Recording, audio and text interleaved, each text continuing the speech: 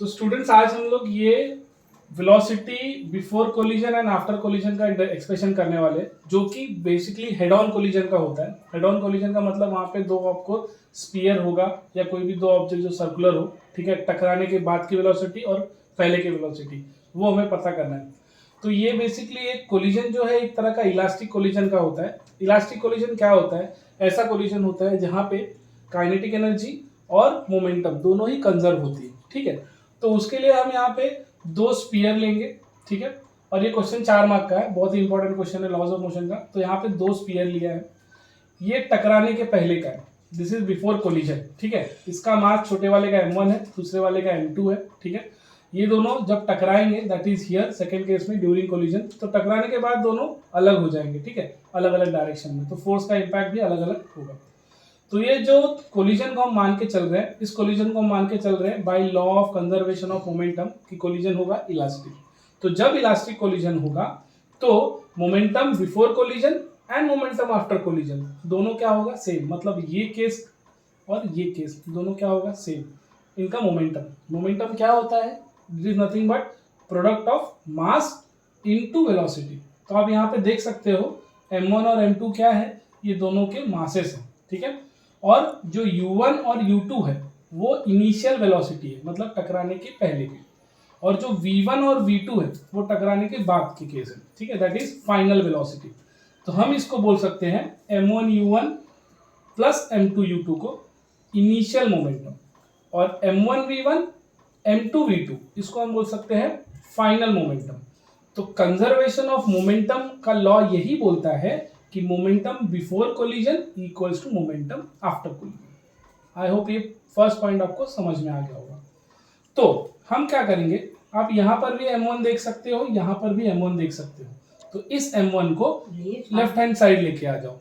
तो यहाँ पे m1 v1 इस तरफ आ जाएगा, ये प्लस था, यहाँ पे आ जाएगा तो माइनस, और इसमें से आप m1 कॉमन ले लो। वैसे ही ये m2 u2 है, इसको आप राइट हैंड साइड लेके चले जाओ, तो ये वहां जाएगा तो माइनस हो जाएगा, और उसमें से आप m2 कॉमन ले लेना, तो v2 माइनस u2 और यहाँ पे u1 minus v1। I hope यहाँ तक आपको समझ में आ गया होगा। अब स्टूडेंट इसमें सबसे इंपॉर्टेंट पार्ट यहीं पे ट्रिक है कि आपको v2 को एक साइड लिखना है, v2 को एक साइड रखना है। तो आप करोगे क्या, ये जो m2 दिख रहा है आपको, इस m2 को इस m1 के नीचे लेके चले जाओ, ठीक है। इस m2 को m1 के नीचे लेके चले जाओ, तो हो जाएगा m1 बाय m2। अब ये माइनस u2 है, ये इस तरफ आएगा तो क्या हो जाएगा? Plus u2। तो यहाँ पे हमने m1 बाय m2 ये हो गया, तो इक्वेशन 2 हो गया, ठीक है। अब सिंस मोमेंटम कंजर्व है कोलिजन में, तो हम बोल सकते हैं काइनेटिक एनर्जी भी क्या होती है? कंजर्व। तो इसी तरह kinetic energy before collision equals to क्या होगा? Kinetic energy after collision. तो बिफोर मतलब क्या? काइनेटिक एनर्जी फॉर्मूला क्या होता है? हाफ एम वी स्क्वायर होता है।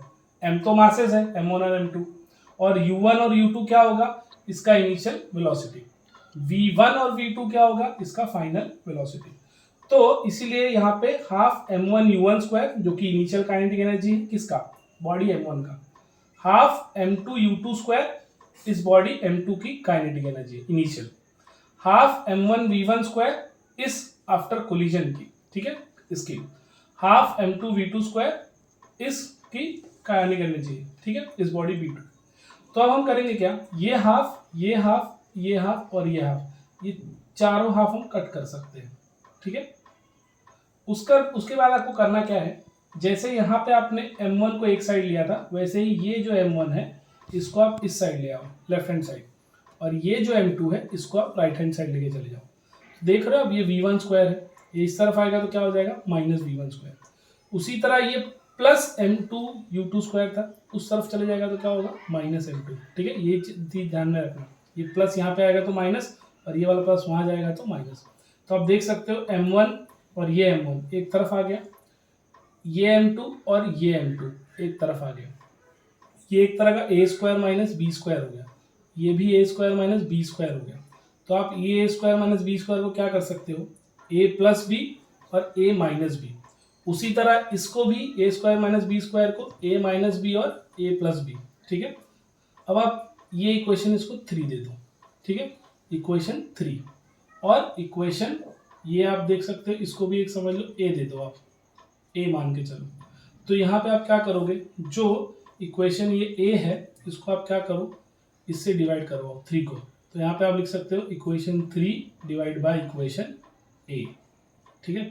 तो इस हिसाब से क्या होगा, इसको आप ध्यान में देखना, यहाँ पर m1 है u1 माइनस वी1, यहाँ पर भी m1 है u1 माइनस वी1, यहाँ पर m2 है, देखो यहाँ पर भी m2 है, यहाँ पे v2 माइनस u2 है और यहाँ पर भी v2 माइनस u2 है।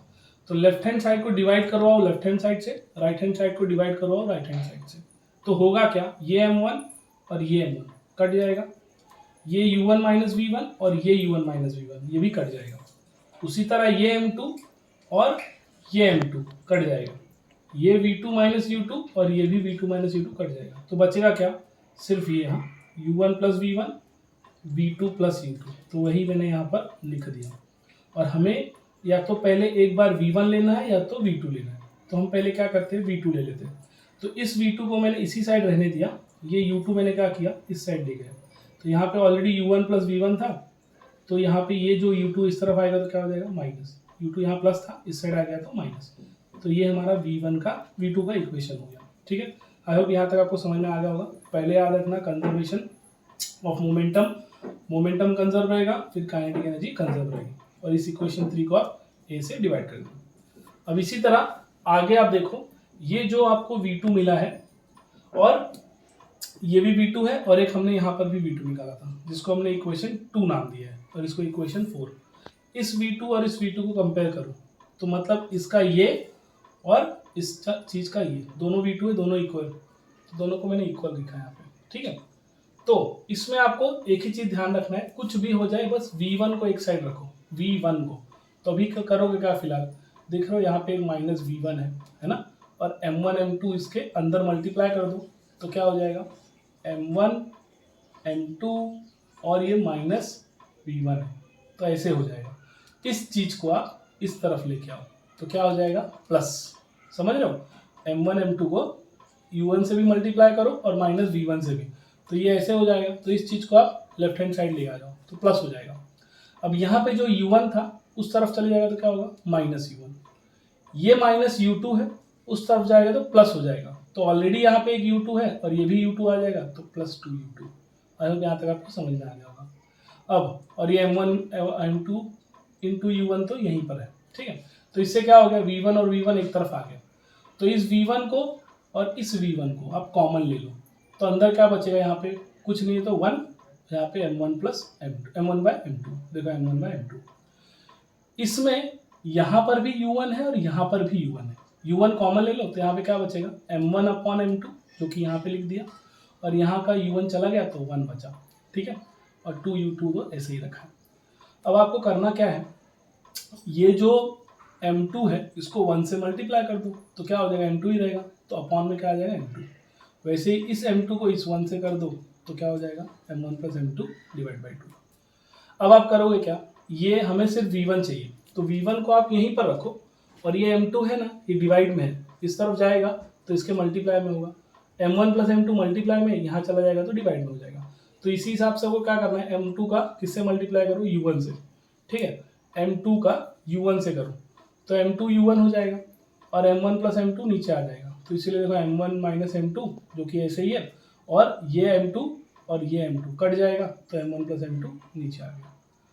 अब ये भी है ना 2u2, तो इसका मल्टीप्लाई किससे करोगे, ये नीचे जो डिवाइड वाला m2 है यहाँ पे ऊपर जाएगा तो क्या हो जाएगा 2m2, ठीक है, और ये m1 m2 क्या था मल्टीप्लाई में, तो नीचे आ जाएगा तो डिवाइड में।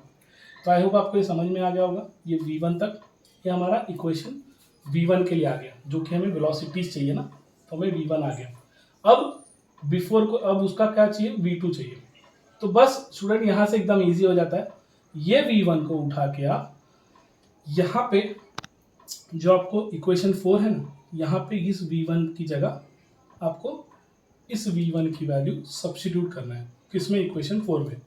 इक्वेशन 5 को इक्वेशन 4 में सब्स्टिट्यूट कर दो, क्योंकि यहाँ पे देखो ऑलरेडी पहले की तरह से v2 है, यहाँ पे ये वाला v2, u1 माइनस u2 देखो यहाँ पर भी है u1 माइनस u2, बस इस v1 की जगह हमने ये v1 की वैल्यू यहाँ सब्स्टिट्यूट कर दी है, ठीक है, कंफ्यूज मत होना। ये पूरी वैल्यू आपने इक्वेशन 4 में सिर्फ v1 की जगह सब्स्टिट्यूट की है, बाकी पूरे वैल्यूज को मैंने ऐसे ही रखा है। अब इसमें आप करोगे क्या, ये तो ऐसे ही रखा, u2 भी ऐसे ही रखा। अब सेकेंड चीज, ये u1 आपको दिख रहा है और ये u1, बस ये दोनों कॉमन ले लो। तो अगर मैंने u1 कॉमन लिया तो पहले इसको लिखो m1 minus m2 upon m1 plus m2, पहले इसको लिख दिया। और यहाँ पर u1 अगर कॉमन हो गया है तो यहाँ पे सिर्फ क्या आएगा +1, तो इसलिए +1 लिख दिया। इसी तरह यहाँ पर भी u2 है और यहाँ पर भी u2 है, तो u2 कॉमन लो, तो इसलिए ये चीज़ पहले लिखना 2m2 upon m1 plus m2, और ये माइनस u2 है ना, तो u2 आपने कॉमन ले लिया तो क्या बचेगा -1। ठीक है, तो यहाँ पे सॉर्टेड हो गया। अब आपको करना क्या है, खाली ये m1 m2 है ना जो डिवाइड में, इसको इस 1 से मल्टीप्लाई करो, क्रॉस मल्टीप्लाई एक तरह से। ठीक है, तो क्या हो जाएगा, यहाँ पे m1 प्लस m2 आ जाएगा, नीचे m1 प्लस m2 रहेगा। अब आप देख सकते हो ये -m2 है और ये +m2 कट जाएगा। इसी तरह ये m1 प्लस m2 है, इसको भी 1 से मल्टीप्लाई करो, तो ये m1 माइनस हो जाएगा और m2 भी क्या हो जाएगा, माइनस हो जाएगा। अब 2m2 माइनस m2 क्या होता है, m2 ही होता है। क्या होता है, m2, 2m2 minus m2 m2, और ऑलरेडी माइनस m1 है तो m2 minus m1, u2 as it is, m1 plus m2 as it is, और ये m1 प्लस m1 क्या हो जाएगा, 2m1, m1 plus m2 as it is. ठीक है, तो स्टूडेंट्स मैं फिर से एक बार इसको शॉर्ट में रिवाइज करा देता हूँ कि क्या करना है। बेसिकली आपको दो वेलोसिटीज निकालनी है v1 और v2 जो कि बिफोर कोलिजन से। तो क्या करोगे आप, ये दो मासेस है m1 m2, इनकी इनिशियल वेलोसिटी ले लेना u1 और इसकी ले लेना u2। आफ्टर कोलिजन ये v1 हो जाएगा वेलोसिटी और ये v2 हो जाएगा।